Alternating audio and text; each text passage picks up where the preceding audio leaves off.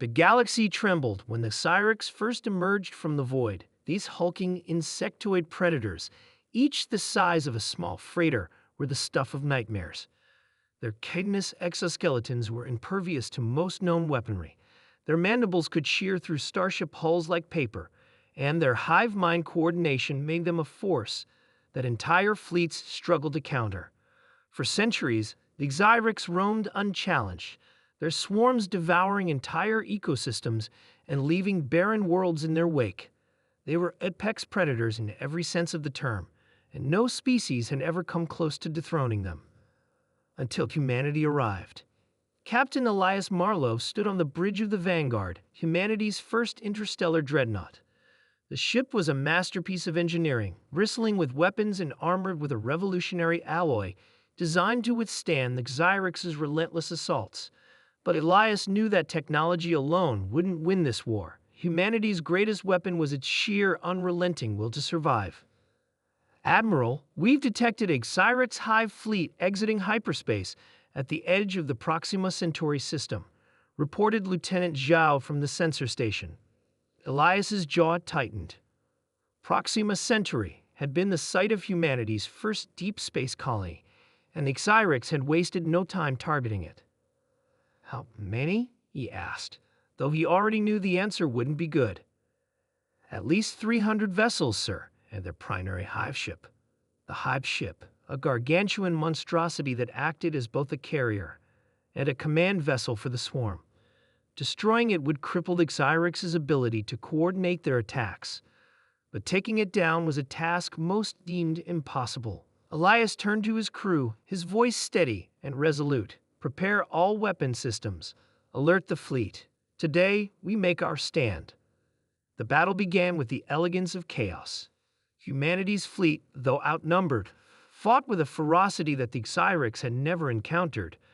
Missile barrages lit up the void, railguns fired projectiles at near-light speed, and swarms of AI-controlled drones harassed the Xyrex ships, forcing them into defensive patterns. The Xyrex countered with terrifying efficiency. Organic acid projectiles melted through lesser ships, and their fighters, living weapons in their own right, tore apart human squadrons. But humanity had a secret weapon: unpredictability. The Xyrex, for all their strength, relied on patterns and strategies refined over millennia of domination. They had never faced a species like humanity, whose ingenuity and stubbornness defied logic. When the Xyrex expected a retreat, humanity pressed forward. When they anticipated a frontal assault, humanity attacked from the flanks. On the Vanguard, Elias monitored the battlefield with laser focus. "Bring us closer to the hive ship," he ordered. "Sir, that will put us directly in their line of fire," Zhao warned. "Exactly. They won't expect us to be that bold. And if we're going to win this, we need to cut off the head." The Vanguard surged forward, its engines burning bright against the blackness of space. Xyrex fighters swarmed the ship, but its automated point defense systems kept them at bay. The hive ship loomed ahead, an ominous silhouette blotting out the stars. "Target their neural core," Elias commanded. The neural core was the heart of the hive ship, a pulsating mass of bioorganic material that connected the Xyrex's hive mind. "Weapons locked," said Weapons Officer Delgado. "Fire."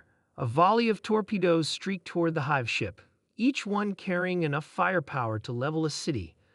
The Xyrex's organic defenses tried to intercept them, but a dozen torpedoes found their mark. Explosions rippled across the hive ship's surface, and for the first time the Xyrex's movements faltered. "We've disrupted their coordination," Zhao exclaimed. "The swarm is breaking formation." Elias allowed himself a grim smile. "Keep up the pressure. We're not done yet." On the surface of Proxima Centauri's primary colony, survivors watched the battle unfold with a mix of awe and terror. The Xyrex had landed ground forces days ago, and the colonists had been fighting a desperate guerrilla war ever since. Among them was Surgeon Caravas, a former Marine who had taken charge of the ragtag militia. "They're pulling back," one of her fighters reported as the Xyrex on the ground began retreating toward their landing craft. Kara wasn't convinced. "They're regrouping. Stay sharp." But then she looked up and saw the hive ship taking heavy fire from the human fleet. It was burning, its once imposing frame now riddled with holes. For the first time, Kara felt a flicker of hope. "They're losing," she murmured. The final blow came from an unexpected source.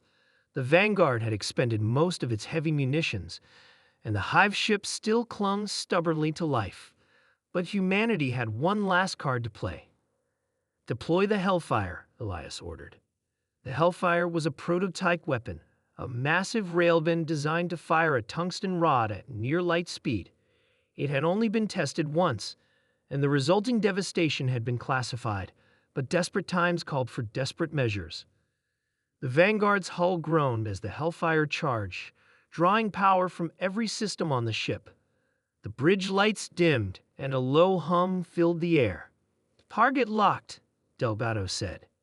"Fire." The Hellfire roared, and the tungsten rod shot forth, a streak of light against the darkness. It struck the hive ship dead center, punching through its neural core and exiting out the other side. For a moment, the massive vessel hung motionless, as if in disbelief. Then it erupted in a blinding explosion, its destruction sending shockwaves through the battlefield. The remaining Xyrex ships, now leaderless, scattered and fled. Humanity had won. In the aftermath, the galaxy marveled at humanity's victory. The Xyrex, once considered unstoppable, had been brought low by a species that many had dismissed as primitive newcomers. But humanity knew better than to rest on its laurels. "We've proven we can survive," Elias said in his address to the United Terran Alliance.